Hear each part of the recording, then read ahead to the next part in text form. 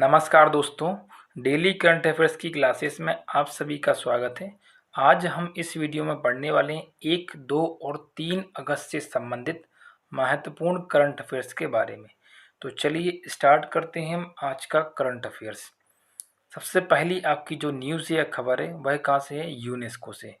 तो यहाँ पे क्या बात की गई है कि हाल ही में भारत के 2 महत्वपूर्ण स्थलों को यूनेस्को की सूची में सम्मिलित किया गया है।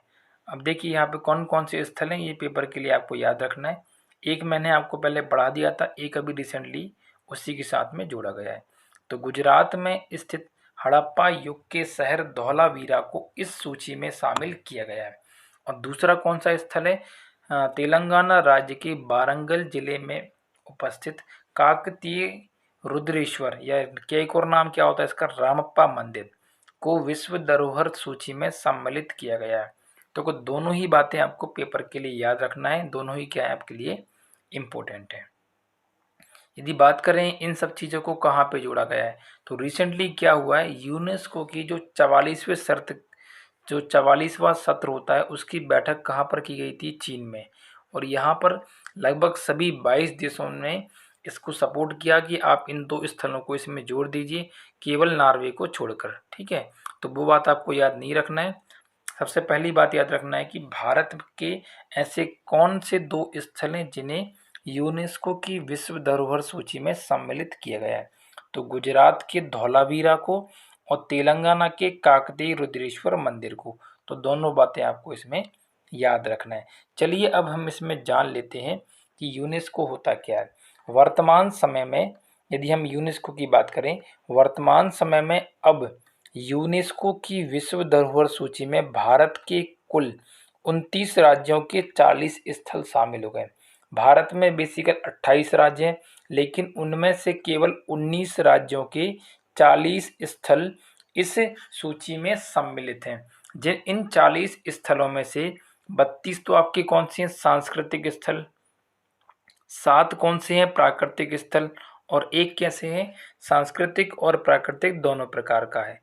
ठीक है, सबसे ज़्यादा महाराष्ट्र राज्य के 5 स्थल इस सूची में सम्मिलित हैं।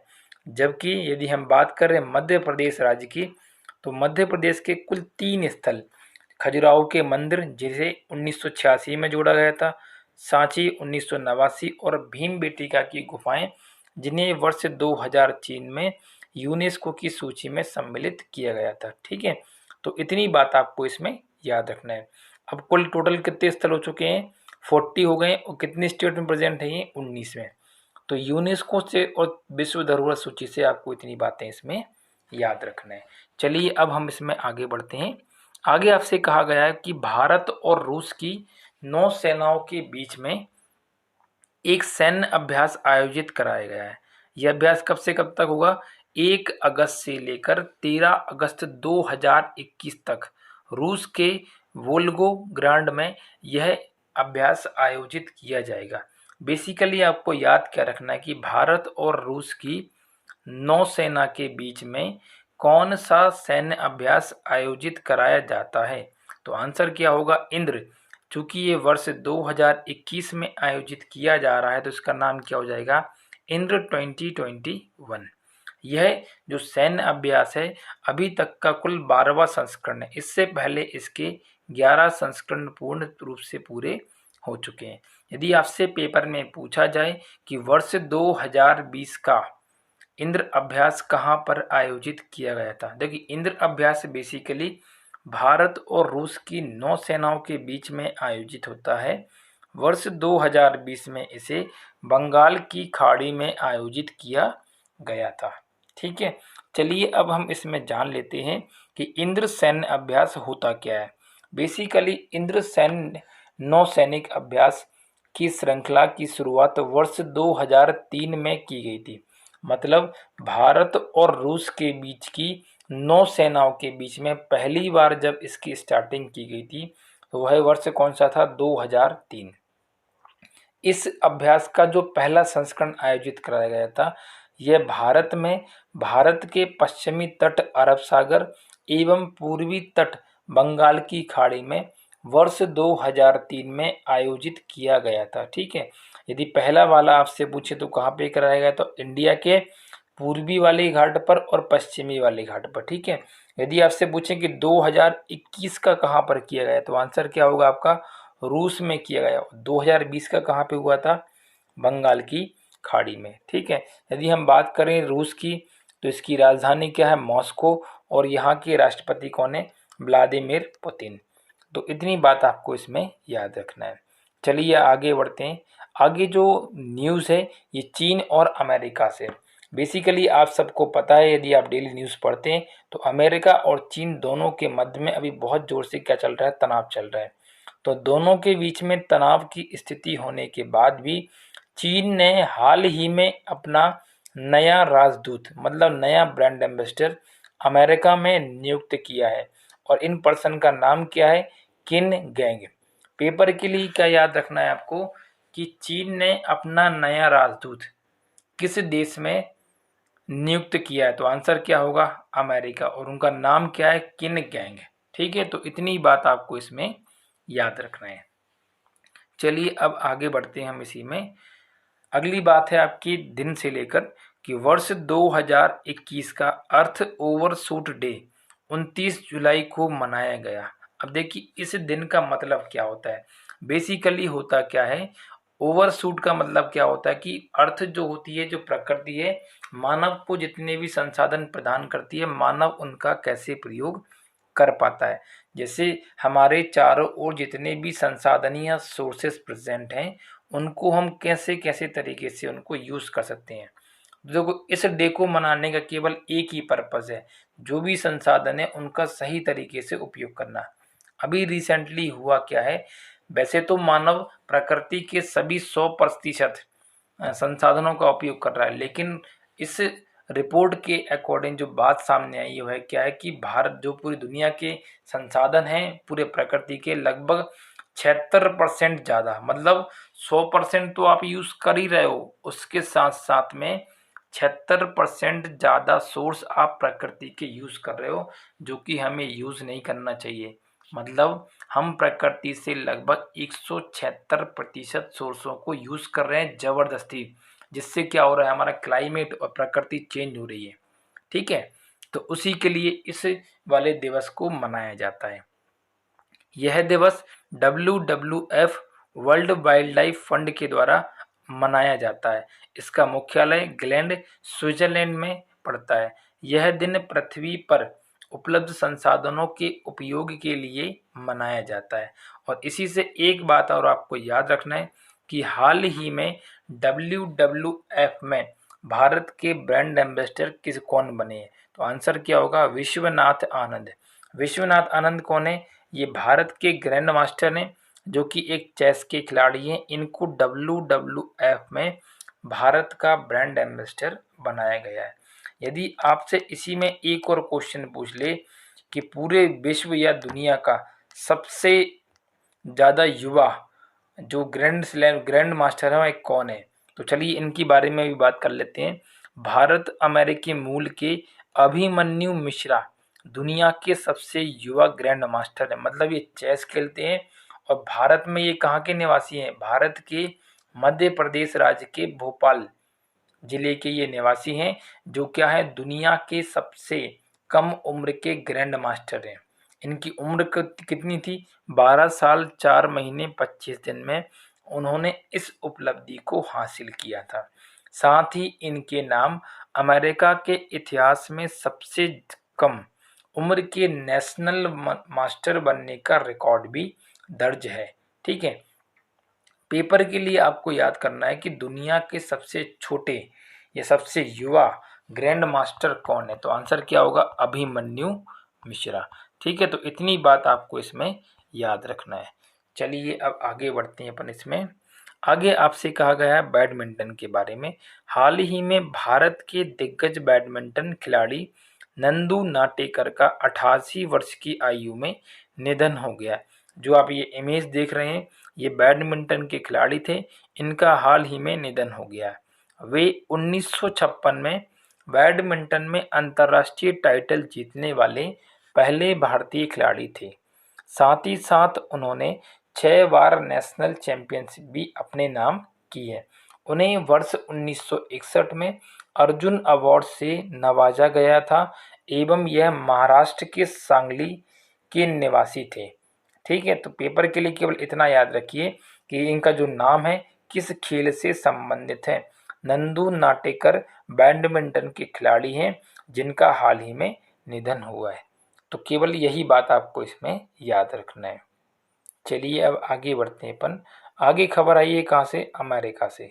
अमेरिका से क्या खबर है आपकी कि हाल ही में US agency for international development ने बीना रेड्डी, जो इमेज में आपको दिख रही है ये कौन है? बीना रेड्डी को अपना मिशन निदेशक नियुक्त किया गया है। मतलब इन्होंने इनको मिशन डायरेक्टर के पद के रूप में वहां पर नियुक्त किया है। किसमें? US agency for national development में। बीना रेड्डी यूएसएआईडी इंडिया का नेतृत्व करने वाली पहली भारतीय अमेरिकी होंगी।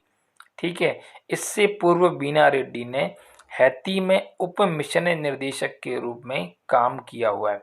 हैती वही देश है जिनके राष्ट्रपति की कुछ समय पहले जुलाई में हत्या कर दी गई थी कुछ अज्ञात लोगों के द्वारा। ठीक है, तो इससे पहले ये हैती में उप मिशन निदेशक के रूप में काम करती थी। अब इन्हें क्या बना दिया गया? अमेरिका में मिशन निदेशक का नियुक्त कर दिया गया है। यदि आपसे पेपर में पूछें कि ये मूलतः कहाँ की निवासी हैं, तो ये भारत के आंध्र प्रदेश राज्य की निवासी हैं। चलिए अब आगे बढ़ते हैं।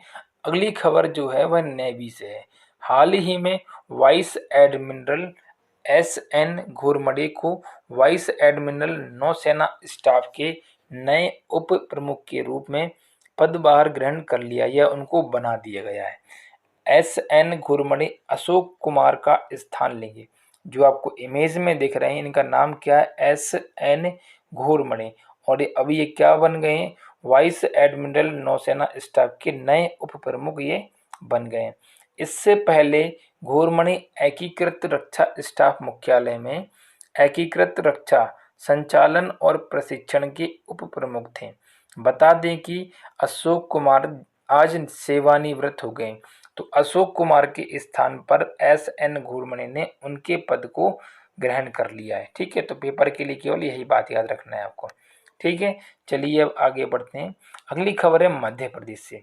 मध्य प्रदेश से क्या खबर है कि जो मध्य प्रदेश के होशंगाबाद जिले में सतपुड़ा टाइगर रिजर्व है, इस रिजर्व को अपने प्रबंधन के लिए मतलब मैनेजमेंट करने के लिए कि वहाँ पे जो भी वन्य जीव रह रहे हैं उनको किस प्रकार से रखा जाता है, उस प्रबंधन या उनके सर्वश्रेष्ठ मैनेजमेंट के लिए अर्थ गार्जियन श्रेणी में नेट वेस्ट ग्रुप अर्थ हीरोज का पुरस्कार दिया गया है।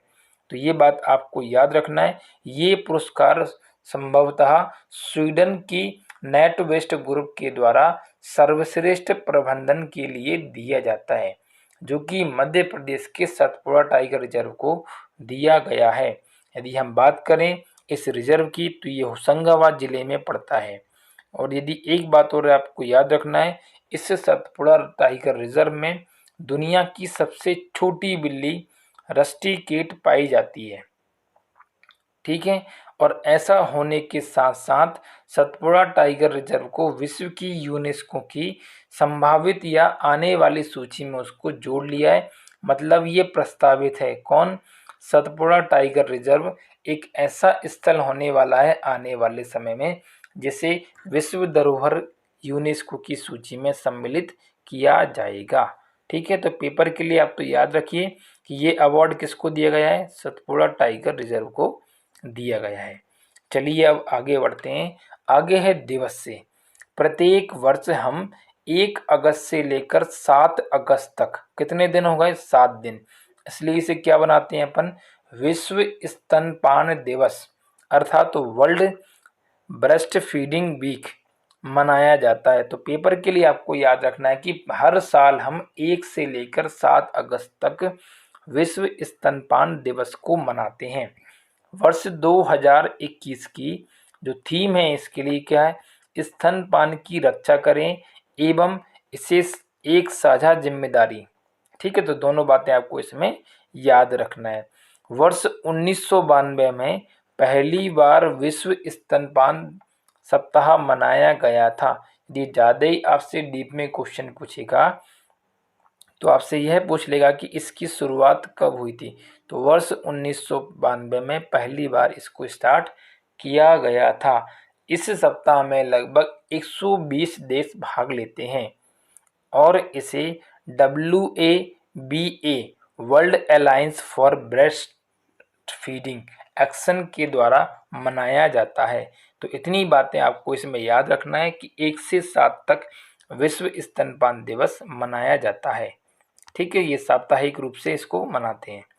चलिए अब आगे बढ़ते हैं। आगे जो खबर है वह ओलंपिक से है।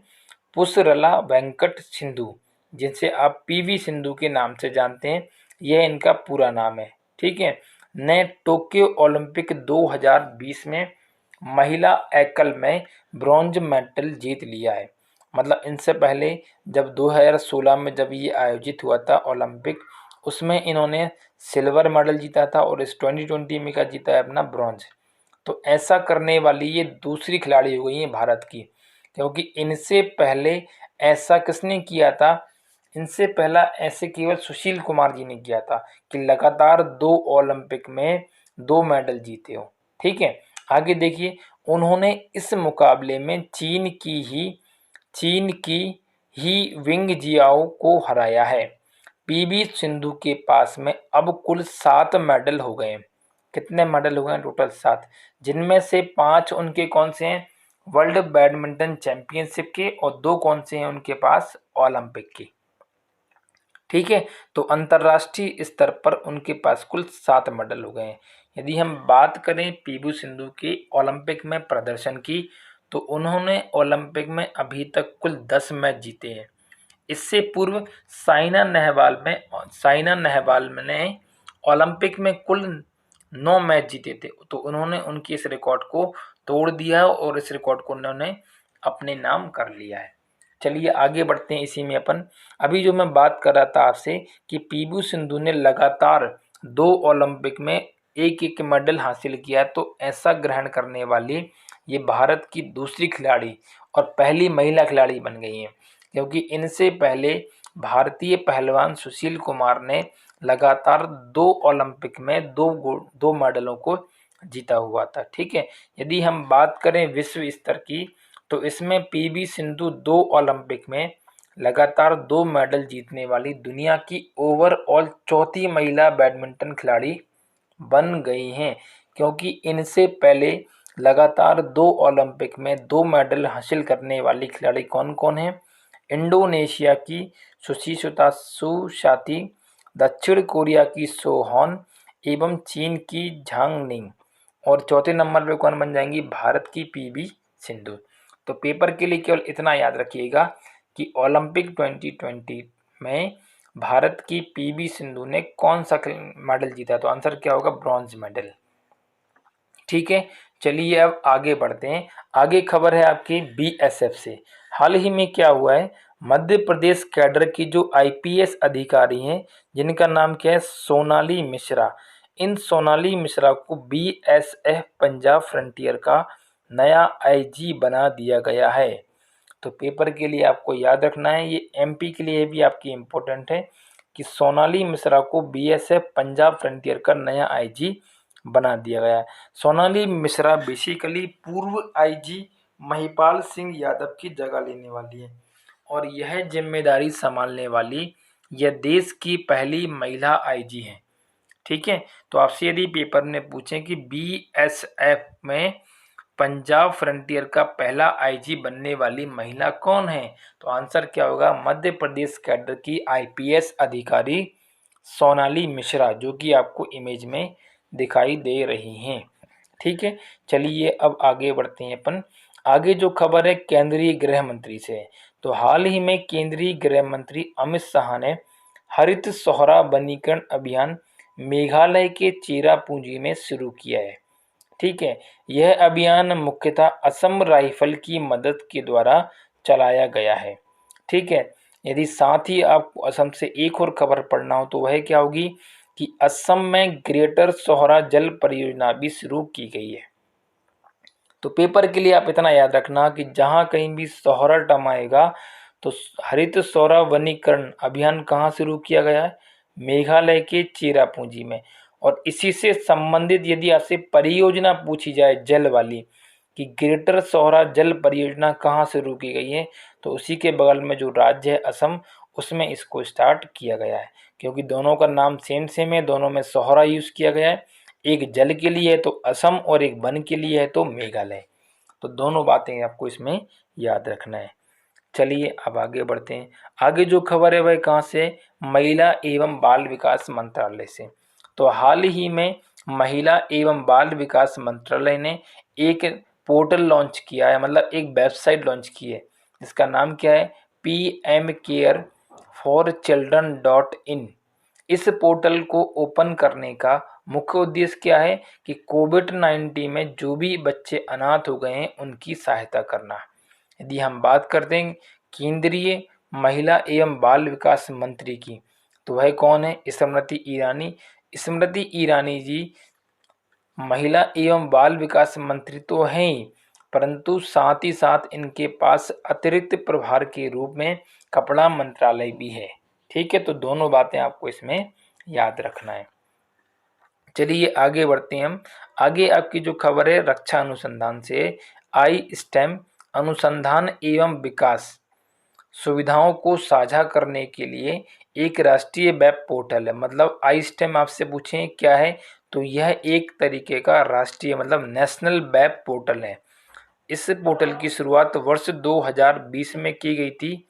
इसका पूरा नाम Indian science technology and engineering facility map है।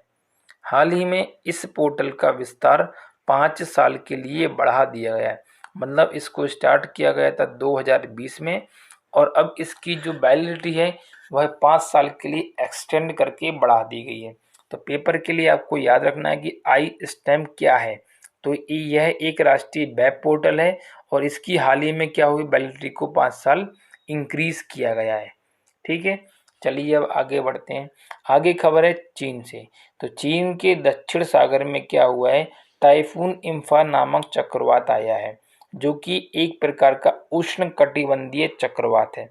यदि हम चक्रवातों की बात करें तो उष्ण कटिबंधीय चक्रवातों को उत्तर पश्चिम प्रशांत महासागर में टाइफून के नाम से जानते हैं, जबकि उत्तरी अटलांटिक महासागर में से हरिकेन के नाम से जानते हैं और उत्तर पश्चिम ऑस्ट्रेलिया में से विली विली के नाम से जानते हैं और भारत के हिंद महासागर में से केवल चक्रवात के नाम से जानते हैं।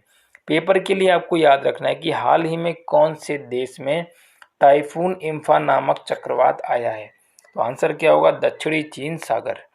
ठीक है, चलिए अब आगे बढ़ते हैं। आगे आपसे कहा गया है कि वर्ल्ड कैडेट चैंपियनशिप का आयोजन कहाँ किया गया है।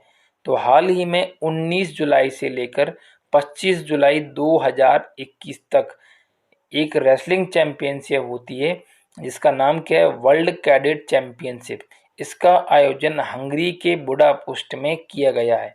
इस चैंपियनशिप में भारत ने कुल 5 स्वर्ण पदक के साथ कुल 13 पदक जीते हैं। तो पेपर के लिए आपको याद रखना है कि ये जो चैंपियनशिप है वर्ल्ड कैडेट चैंपियनशिप, जो कि एक रेसलिंग वाली चैंपियनशिप है, यह कहाँ पर आयोजित हुई है, हंगरी के बुडापेस्ट नामक शहर में। ठीक है, चलिए अब आगे बढ़ते हैं। हाल ही में अमेरिका ने इराक में अपने मिशन कॉम्बैट मिशन को समाप्त करने की योजना बनाई है। पिछले 18 सालों से अमेरिका के द्वारा इराक में यह मिशन चल रहा है। तो अमेरिका ने अब फैसला लिया है, जैसे कि अफगानिस्तान से अमेरिका ने अपनी सेना को वापस बुलाया है, वैसे ही अमेरिका ने यह फैसला लिया है कि हम इस मिशन को इराक में अब समाप्त करने वाले हैं।